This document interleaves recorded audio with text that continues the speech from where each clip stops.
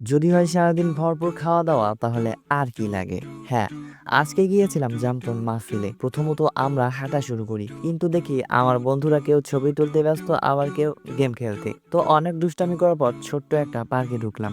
এখানে এসেও দেখি সব ভেড়ারা পিক তুলছে আর এই একটি মাত্র মানুষই ঘাস খাচ্ছে। সরি, তোমরা আবার কিছু মনে করো না, এটা ভেড়াই। এরপর দেখি বাদরের সাথে বাদররা বাদরামি করছে। বাদরামি করার পর আমরা বের হয়ে আসি, তারপর সরাসরি বটতলা নামক স্থানে ফুচকা খেতে যাই। ফুচকাটা দেখতে খুবই লোভনীয় লাগছে।